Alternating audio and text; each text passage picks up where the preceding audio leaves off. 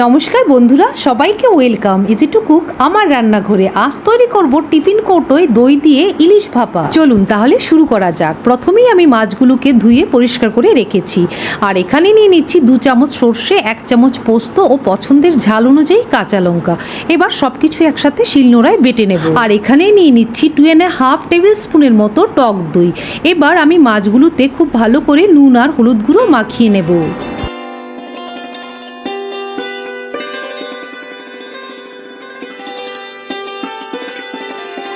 মাছগুলোতে খুব ভালো করে নুন আর হলুদ গুঁড়ো মাখানো হয়ে গেছে।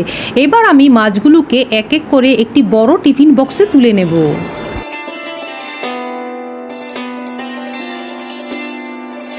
এবার মাছগুলোর ওপর দিয়ে দিচ্ছি আগে বেটে রাখা সর্ষে, পোস্ত আর কাঁচা লঙ্কার পেস্ট। তারপর দিয়ে দেব ফেটিয়ে রাখা টক দইটা।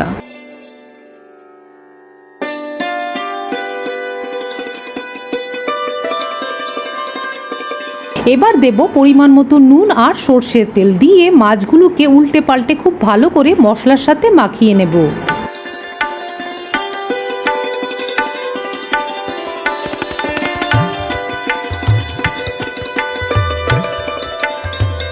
এখন আমি মশলার সাথে মাছটাকে খুব সুন্দর করে মাখিয়ে নিচ্ছি।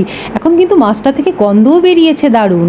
এবার আমি ওপর থেকে ছড়িয়ে দেব সামান্য সর্ষের তেল আর গোটা কয়েক কাঁচা লঙ্কা দিয়ে এখন আমি টিফিন কৌটো ঢাকনাটা লাগিয়ে দেব। এবার আমি একটি পাত্রে দিয়ে দিচ্ছি 1 গ্লাসের মতো জল। তবে খেয়াল রাখতে হবে পাত্রের জলটা যেন টিফিন কৌটোর নিচেই থাকে, তা না হলে বক্সের ভেতরে জল ঢোকার সম্ভাবনা থাকতে পারে।